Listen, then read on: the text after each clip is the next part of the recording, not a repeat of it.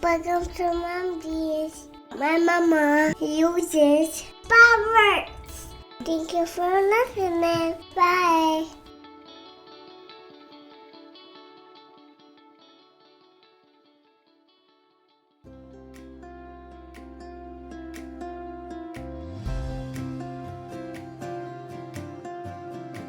Finding the right jeans is hard. Accepting your jeans is even harder. Whether you wear boyfriend or bootcut, high-rise or low-rise, this podcast will teach you to love the jeans you're in. I'm Rachel. And I'm Tina, and we're going to use modern research to bust diet myths and get real about body after baby.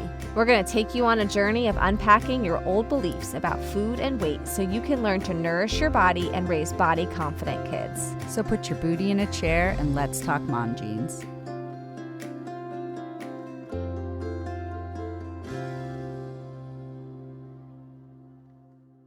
Welcome back to Mom Jeans. We are excited to be continuing in our series of busting myths.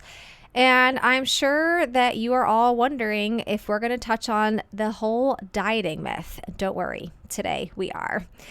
I'm sure you've all heard the well-touted statistic that 95% of dieters will regain the weight in 3 to 5 years.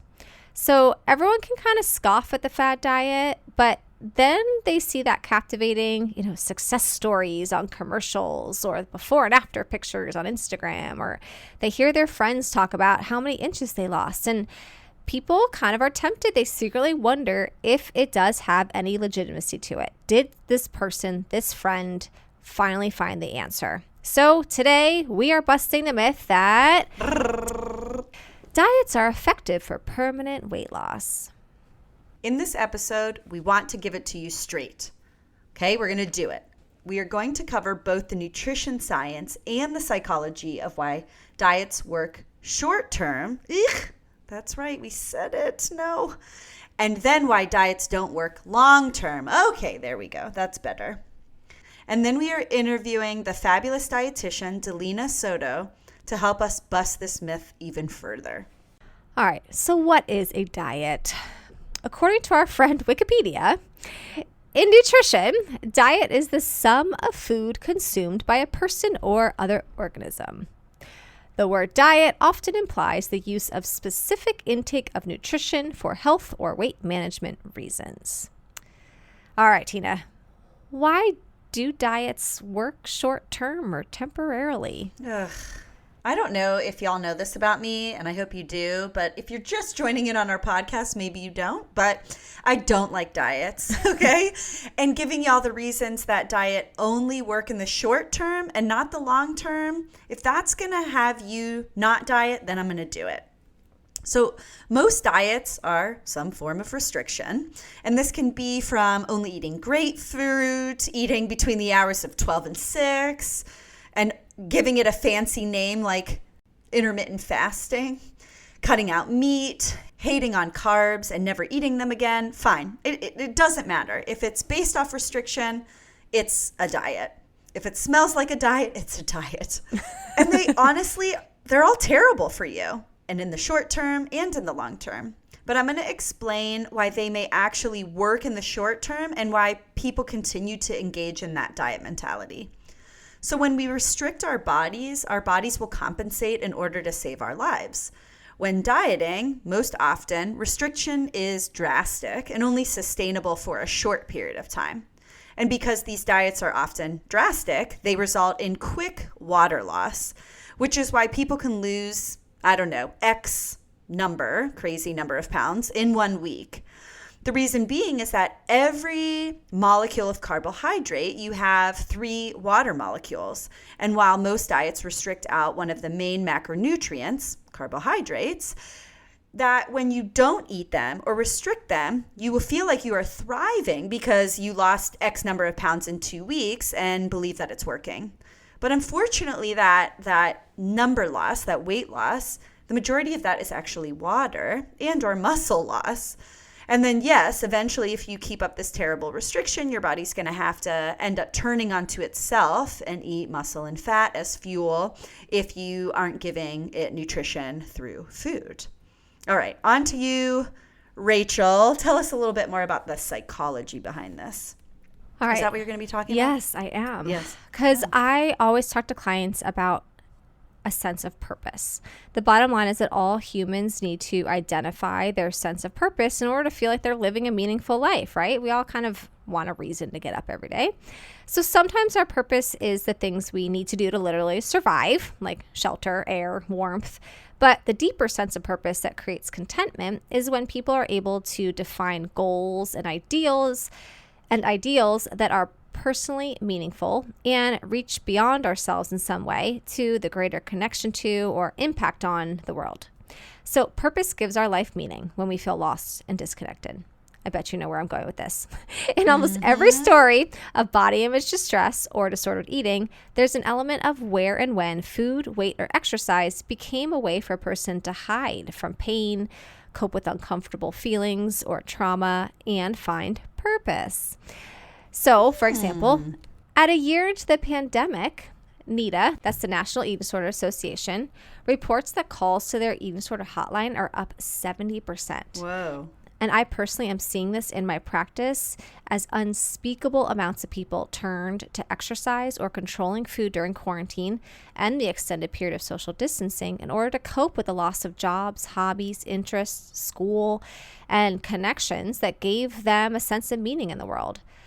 We all struggle with feeling lost in life at times. And when that feeling arises and we're driving down the freeway and see a billboard, it's not usually an ad saying, hurting, call a therapist. It's a diet advertisement, right? Every billboard says, are you feeling unhappy? Are you feeling like yourself? Just try to lose some weight. And then here's this smiling person. Look how happy they look. So because our society believes that thinness equals happiness, because thinness is higher up on the ladder of the socially constructed body hierarchy, therefore, we get this message that if we lose weight, we'll be accepted and we'll be happy. So we try it out. And to Tina's point, temporarily, it works because you're losing your water and muscle, but you feel a little accomplished. So you go a little longer. You have some bragging rights. People start complimenting you. People are noticing. People are praising you. So now we're getting immediate reinforcement. And this helps keep the restrictive behavior going on. But it's not sustainable. Our sense of purpose wanes. Our body can't keep it up. So here comes the diets don't work long term. All right, Tina, can you help explain the science behind why these diets don't work long term? Yes, I can. This is my favorite part.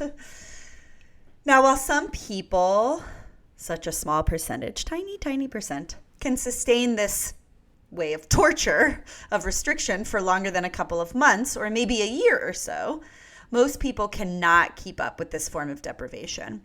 And the reason is set point theory and your biology. Your body has a set equilibrium that it is trying to maintain within. And if you go back to episode 45 in this season, you can hear more about the equilibriums within your life phases. But if you are restricting and your body is eating itself, your body is going to try to warn you that you are starving. It cannot tell if you are dieting or if you're starving. So it tries to get your body back to its equilibrium. And as a result, it may want you to eat more. So this may come out through binging or overeating, or some form of compensation is going to occur. In this, your weight will slowly or most often quickly return to its beginning place and then some that you were prior to the diet. This is the protection mechanism. Your biology is always going to win.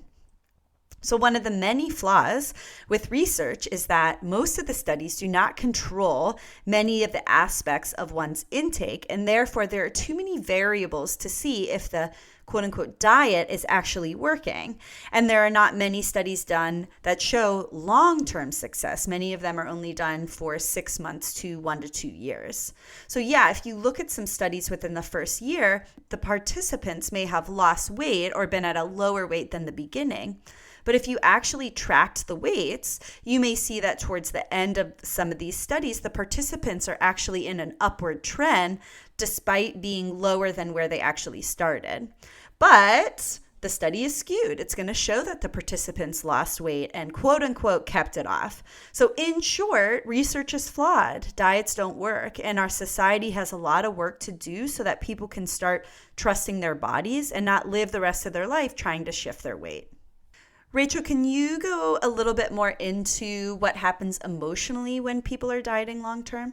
Sure. So we just talked about the immediate gratification of feeling purposeful, receiving praise, and excitement of the new weight loss achievement, right? But what happens when that wears off?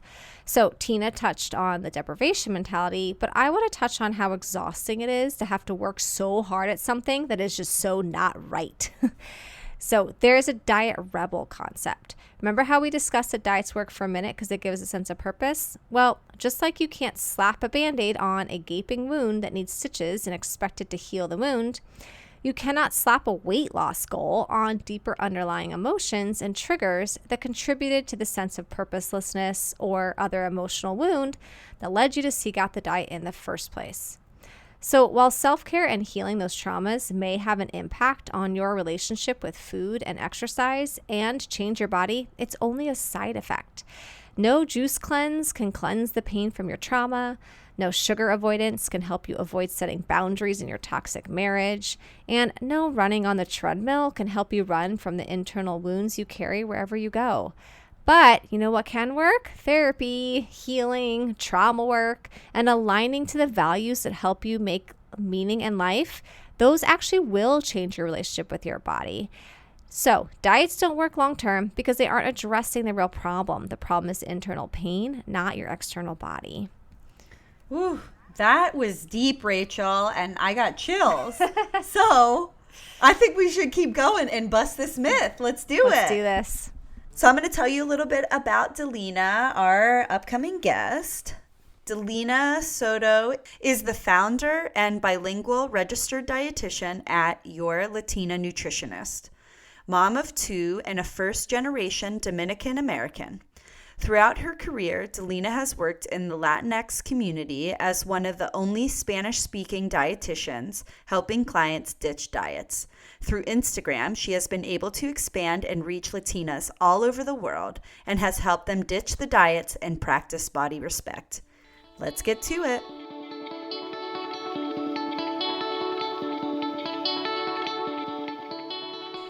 Hey everyone, welcome to this week's podcast episode. We have Dalina Soto joining us to chat about the myth that, I'm going to get angry even just saying it, but diets are effective for permanent weight loss. So, we're going to get at it today, but welcome and thank you. Hi, thanks for having me. Yeah. So, all right, we're kicking it off, jumping right in. Can you tell us a little bit about who you are and why you are coming on today and hold this passion of busting this myth? I am Dalina. I am a registered dietitian. I live in, the PA area, and I come from, a Latino background. And I think that one of the main reasons why I'm so passionate about this is because, again, especially in my culture, I see it a lot. There's just this idea that everybody has to look the same. And if you don't have this certain body type, you're constantly chasing it. And you're constantly restricting and trying to achieve this weight loss, which is so detrimental for your mental health and just life in general. It just seems like you're never good enough, right? Because you're trying to achieve this ideal that you weren't really meant to achieve. Yes, we are all. I always bring it back to poodle science. I don't know. I love poodle science. Poodle science. I feel like we have literally linked this YouTube video 1,000,000 times. And so Rachel's like, okay. But yeah, we're all dogs. We're different breeds. We're all different breeds of dogs, so let's all stop trying to look like damn poodles. Okay. Yes, yes. Cool. I'll get off that for a second. No, but it's true. And I actually just did a presentation on BMI last Monday. We talked about this, and I linked to the video in my presentation, and I made everyone watch it because it's such a great, visual of just why it's just unrealistic for everybody to try to be a poodle, but also because just from the history standpoint, they only used men Yeah. for the BMI chart. Yeah. We have body parts that men do not have that way, and depending on how big they are, they're going to add to your gravitational pull on that scale. So you can't, kind of try to fit this mold, right? Of like, you have to be this certain size because you're this height. To me, it's dumb. Well, yeah, I think that the origins of this myth go back to what you're talking about, which is if you don't have this certain body type, then do what you need to do to get it. So that means restricting, dieting, exercising, juicing, smoothing, I don't know, whatever people are doing out there in order to get this body type, so that, because that is the quote unquote correct or better one. So I'm curious if you've done any research or in your education, if you learned about this myth's history or origination, and what you could share with our listeners. So school was not where I learned all of this, right? Let's be we honest actually here. learned the opposite, right? It's Yes, like we learned the opposite to support for sure. this myth. Yeah. So we are not going to go into that. Yeah. No, schooling did us dirty on that aspect. But I think if you're a critical thinker, you then start questioning these things, right? And you're like, oh, like for me, it was like, all right, you're telling me that as a Latina woman, I need to look like this. And you're telling me that the reason why my community is sick is because of the way that we eat, but something's not clicking here. So during school, I always felt like something was missing. Like there was a link that just did not fit what I grew up seeing. And so, yes, when I graduated, of course, you're trying to find a job. You've drank the Kool-Aid for the last 4 years, and you're like, yeah, I'm going to help my community become healthier and, use this weight-centric model. But as I started working in the community, again, those thoughts kept creeping in, like, this just is not right. Like, I'm seeing these people, they're completely healthy, but their doctor or, themselves want to shrink them, even though there's nothing wrong with them. There's no reason why they need to be 20, 30 pounds lighter because of this chart. But when you are sitting there and talking to them, they're active, they're eating well, they're just, having a very balanced life, and yet they're still trying to shrink. And so it wasn't until I figured out that there was this thing called Instagram that I got on it, and I was like, holy crap, look at all these dietitians talking about this that I've never heard of. And I kind of like dove into the world of HAES and intuitive eating, and I was like, I can't go back. Like, this is exactly what I've always known to be true in my heart, and just the science to back it up, plus the racial disparities too, that also hit home, because growing up in Philly, we have one of the biggest food deserts in the country. They just released, I think last week, the top 10 poorest cities in the country, and we're number one. Oh my God. And we're number one, but yeah, we have the highest real estate, but it's a conundrum. But anyway, all of these things, it kind of all came together for me, because I'm like, all right, we're blaming, Black and brown communities, but can we look at the bigger picture? Can we stop blaming our actual food, that again doesn't fit the might plate mold, but it's still very nutritious, and we're still getting all of our, nutrients. It's just not picturesque or how it's depicted. So I think it wasn't until I did my own research and kind of like dove into this world that it really clicked for me. And I really understood, it doesn't matter. Everybody knows. I feel like it's common knowledge. You do a diet, you sometimes lose weight, but then you always gain it back and some. So it's this yo-yoing. So, it's understanding that the chronic yo-yoing is worse for you than if you just find homeostasis. Right.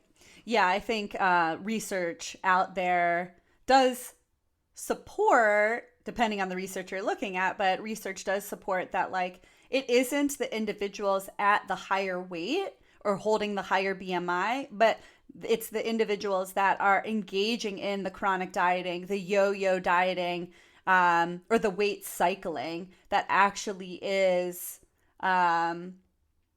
research is showing that they are having higher health risk or chronic diseases and things like that, versus if they were to just honor their body and sit at their true weight.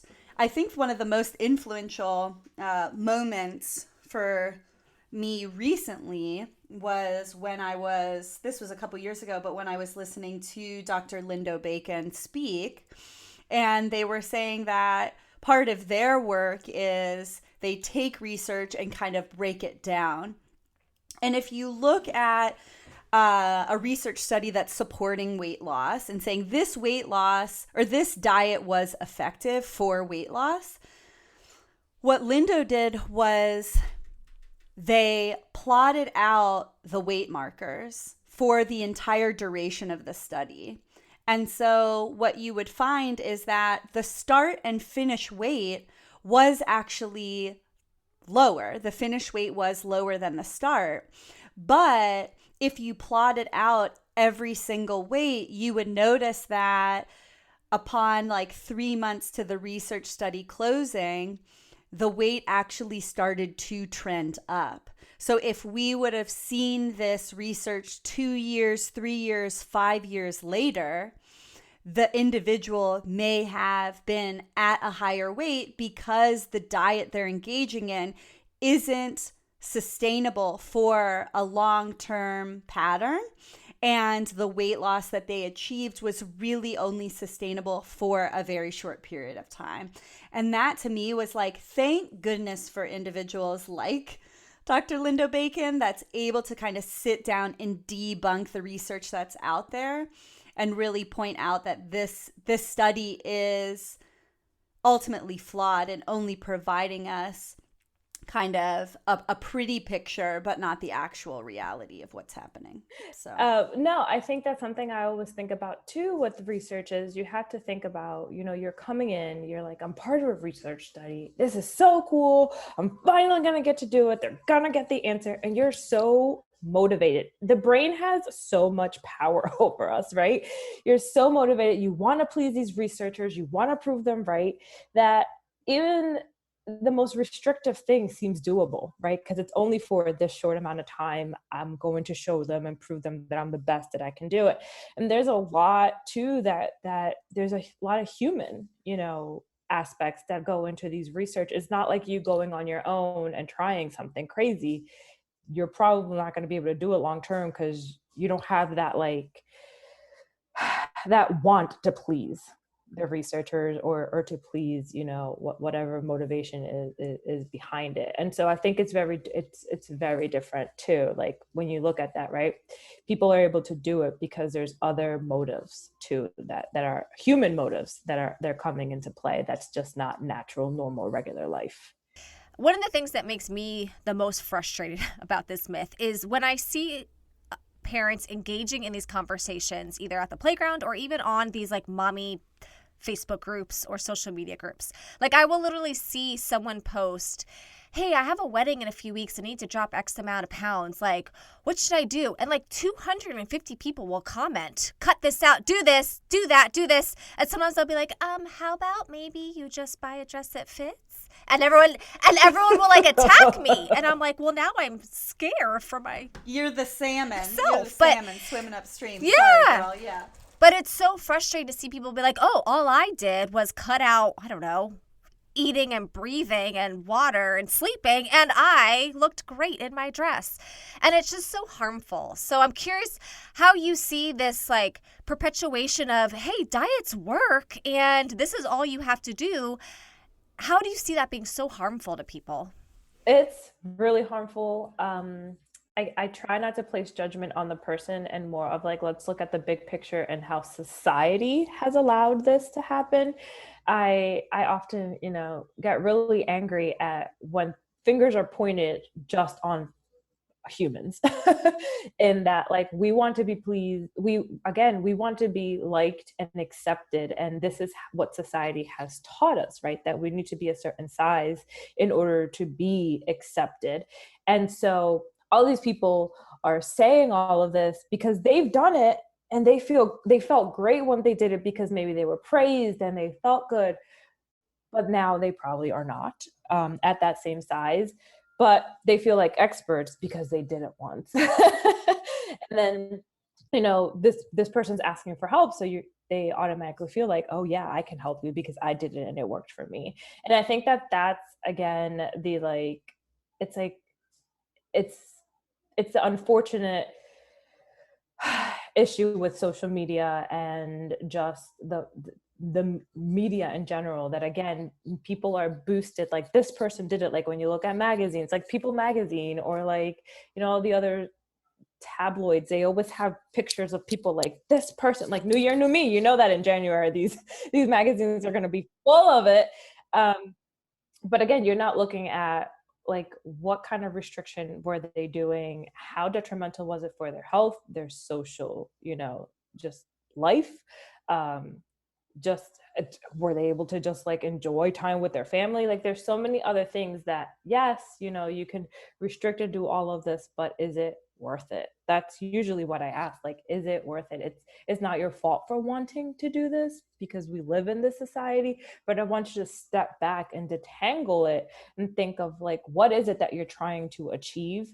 And is it worth it to live a life like that? Yeah, I think if we're coming back to research, how is this harmful? The constant trauma and self-hatred, actually, there is research that shows that those microtraumas can actually contribute to poor health outcomes, right? Like the constant hatred of yourself does not align with this overall arching value of health. And if health is designed of physical and emotional and spiritual and whatever you make that, then constantly berating yourself for never being good enough, never looking the right weight, size, whatever, that is contributing to poor health. Now, look, I get it. We all live in diet culture, and I'm coming from privilege here. I'm a white cisgendered woman, like, who lives in a straight size body, able body. So, I recognize that this is fully a systemic issue. And my hope is that by continuing to talk about it, continuing to spread this awareness to individuals who are listening, that is going to be the movement for change. I think it's interesting to point out too that so many people kind of feel like the anti-diet world is almost too much against weight loss. So I'm wondering if the two of you dietitians could kind of bust, like, listen, it's not that we're necessarily against this concept of weight change, weight loss or weight gain or weight fluctuation, but this diet culture and this severe harm to our bodies is kind of what we're against. So I'm wondering if the two of you could tackle it for us about how people can kind of understand what we're trying to get at here. We're not trying to shame it necessarily. We're not trying to poo-poo any weight changes, but there's something different when you're talking about this permanent weight loss and this like dieting to get there. Yeah, so I'm always very honest with anybody that I work with, and on my page, I'm constantly talking about this. And I think it's important to understand, if you want to pursue weight loss, cool, I'm just not the dietitian for you, right? Like that's not what I'm going to help you do. And if you're willing to give me a chance and you want to work with me and you want to look at how to detangle, right, health from a look or a size, then that's what we're going to do, right? Because in general, society associates, just like the poodle science, that a look or a specific number is what health is. And that has been ingrained in us since we are children, right? And so it's really hard to have someone tell you, yeah, we're going to work on your health, but don't worry about the number on the scale, especially when you are in a marginalized body. So it's very important to hold grace and space for that, because again, I've had these conversations with other people that they're like, but what about, people that are in a bigger body and live in like lower income situations, and their doctor is constantly berating them. And I'm like, yeah, that's unfortunate. And in those cases, I would have to be an advocate for this person, and I would have to call the doctor's office, and I would have to, kind of have that conversation with the doctor about other issues and how this is affecting their mental health. But in general, the people that are working with me now are coming from a place of privilege where they have access to food, they have access to being able to detangle, right, their health and be able to advocate for themselves in a medical setting. And so I want to hold space for them to understand that these people, the medical world is going to be asking you to, maybe change yourself, and you can advocate for yourself using these resources, but also understanding that my goal as your, intuitive eating dietitian isn't to ever shame or guilt you if you happen to lose weight because you started eating intuitively. Like, there's this idea that we're so anti-weight loss that if somebody, God forbid, loses a few pounds, that all of a sudden you're gonna be like, nope, you're kicked out of my program, you can't work with me ever again, bye, see you later, you failed. And that's not how it is.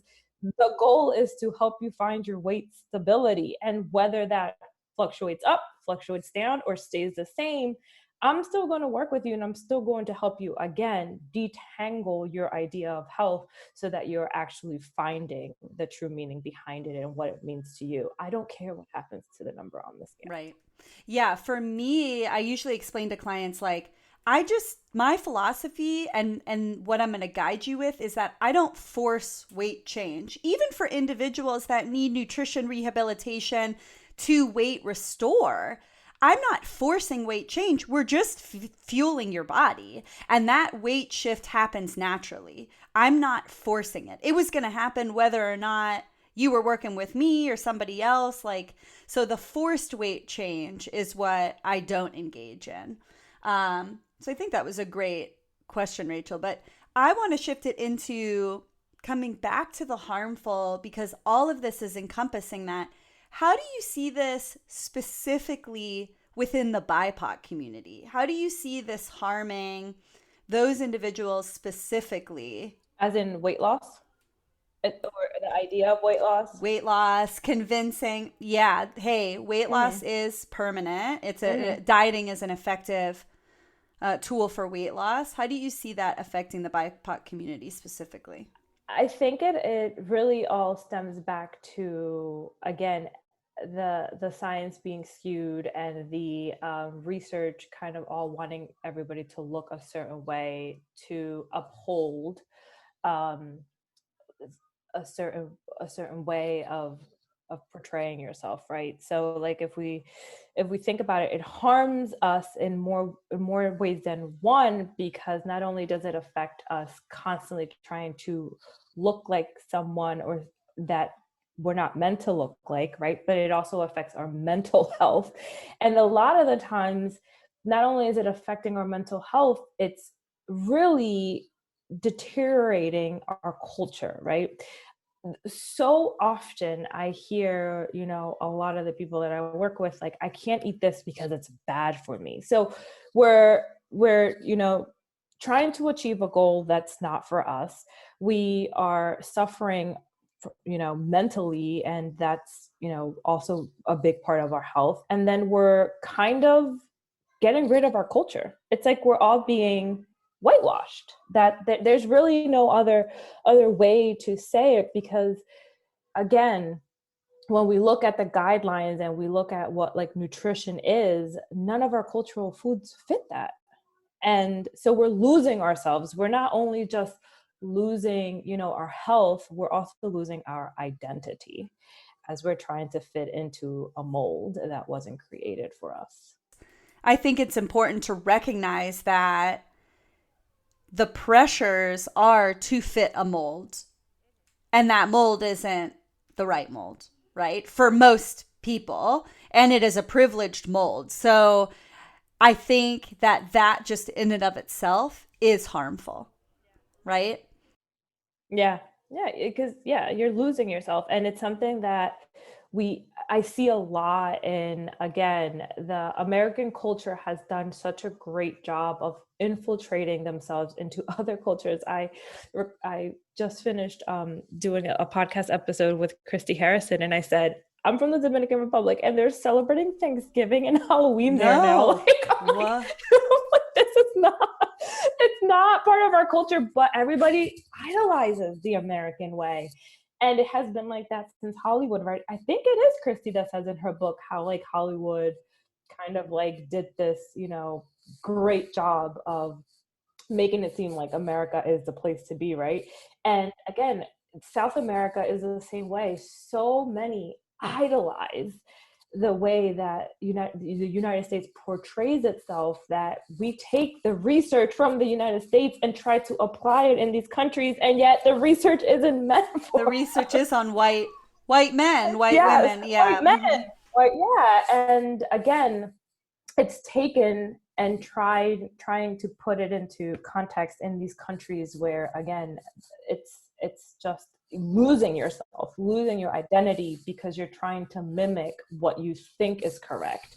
Okay, so like I mentioned earlier, it's very common for these conversations to be happening among parents about how to change their body size and force their body to change. So how can parents listening support themselves in really challenging the diet culture messaging and this myth that we're busting today, not only to heal themselves, but so it doesn't get passed on to their kids?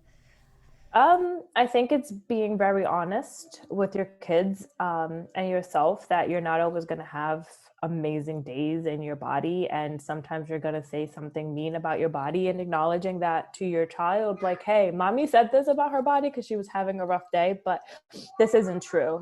Like it was just, I was having, a really, bad time, fitting into my jeans or something. I don't know.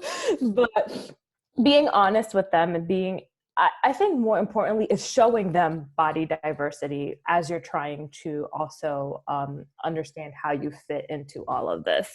I often, as she comes in, I am done. I often, am showing her, like, we're buying books and we're reading and we'll watch, shows, and I'll identify, when they say something. Like, we watched the Santa Claus the other day. One, she was super excited because they actually said the word dietitian. And I was like, that's probably the first time I've ever heard someone say dietitian in a movie.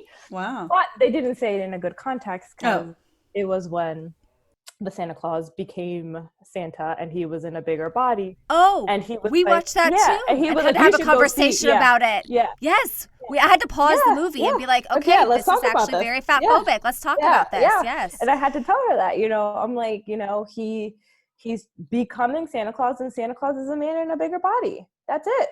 There's no need for him to change his body. That's just the way Santa looks, and he's now Santa.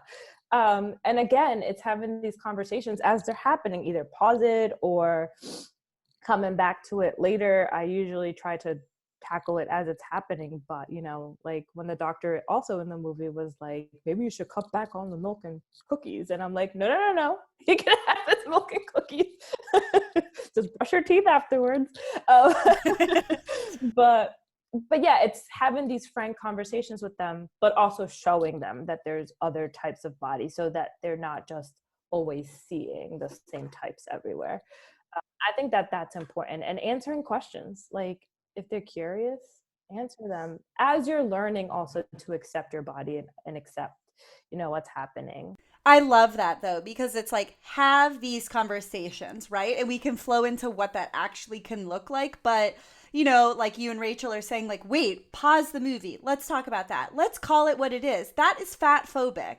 it's trying to say that Santa's body is bad, but really Santa's body is exactly how it's supposed to be, and his body changed on its own, and that's how he became Santa, right? So, yeah, and so for those listening, I think if you can take something away from what Dalina just shared, it's that the more you have these conversations, the more you expose body diversity, the more you present the all foods fit model, that is going to again be the foundation for your kids to set them up, because they're going to get diet culture messaging. They may go in and have a weight-centric, fat-phobic pediatrician, and guess what? You may need to change it, or that's the only pediatrician available on your HMO insurance.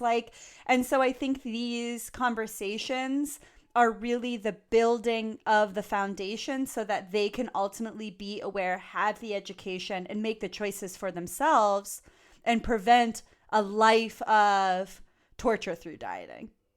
Yeah. And I think the most important thing you can do is show body diversity. Just because, again, maybe sometimes, they're used to seeing what they're used to seeing on TV, but also, they're not really paying attention to the outside world. So buying books and just pointing things out in that context is also a good way for them to learn, right? They learn visually. So being able to kind of use books in that way is great. And there's so many different, books now about this. We recently purchased Her Body Can, I think it's called. Yep. And we like that a lot because, I'm able to point out in the book, as in not in real life, but I'm not going to be walking around look at that person. But in the book, it's so much easier. Yeah, for sure. I think that's a really great point. I think too, what we're talking about with the dieting is the food piece too. I think making sure we're not labeling foods as good or bad. And not to totally bash the Santa Claus movie, but one of the scenes of him and his body changing was him eating a bunch of foods and he ordered a couple desserts. And that's when I paused with the kids and I said, what you guys need to realize right now is that Santa's body would have changed no matter what he ate because he had to become Santa. So what I don't like right now is that they're showing him eating all these certain foods and they're giving him dirty looks for eating these foods. And the message there that you're being taught is those foods will make your body change and et cetera, et cetera. So I think, again, bringing it back to this whole dieting concept, we had to be really careful about how we're also talking about foods, mommy was bad and ate that, or don't eat too much of that because of this, So I don't know what your thoughts are on that, but I think it's not only is it body diversity, but it's also being really mindful about how we talk about food. Yeah, for sure. It's funny because we have health now in kindergarten, and the other day the teacher was following, my plate. She said something about chocolate milk, and my daughter raised her hand. She's like, my mommy says all foods fit. Aww. That's awesome. Your daughter is 5. That's amazing. Okay. Good job, Mom. Putting that out there. Yeah. Mm-hmm. So I'm constantly let's talk about that. They're saying you don't want to drink too many sugary drinks because you don't want cavities. So brush your teeth afterwards. Just reframing it in a way that they understand.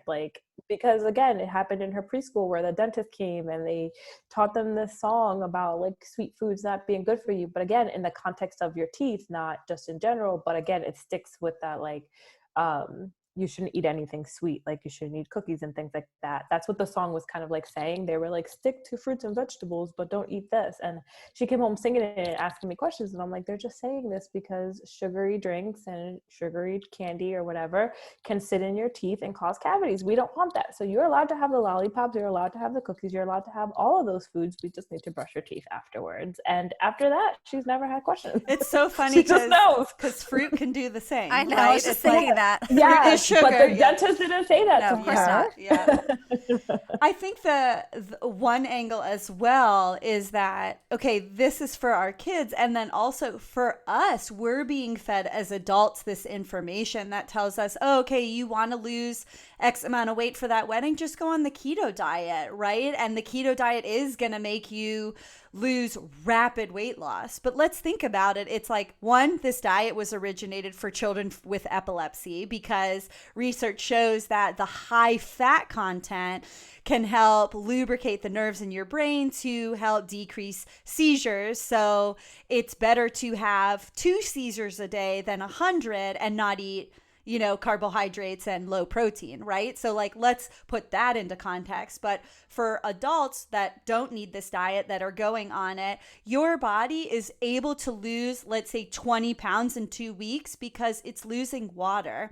So for every carbohydrate molecule loss, it's 3 water molecules. And so you are just shedding your body weight of water. And then guess what? When you start eating carbohydrates again, well, you bring in those 3 water molecules. And so people are like, how did I gain 25 pounds when I lost 20? And it's like, well, because your body is now retaining more water. So if we can break down the science behind a lot of these misconceptions and distortions around food and diets, the reality is that it's not effective for permanent weight loss. That we need to be coming at our health from a different angle than trying to fit in within this cultural norm and torturing ourselves by restricting out specific food groups. Yeah, like in my post yesterday, I was like, no grown woman should be crying about eating a cookie or being afraid of it. Like it's this idea. It's everywhere. It's every show that I watch.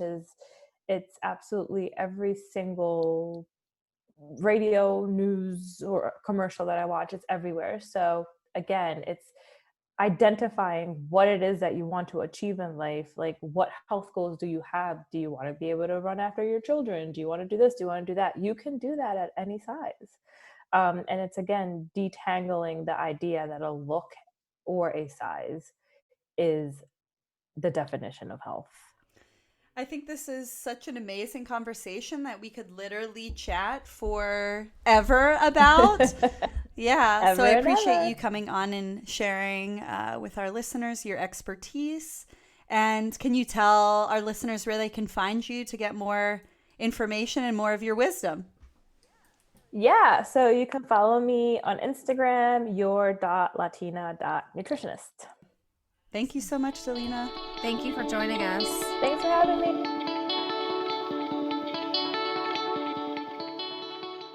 That is a wrap on this episode of the Mythbusters series, and we hope this information provides you with a more critical lens when you hear mainstream diet culture messaging.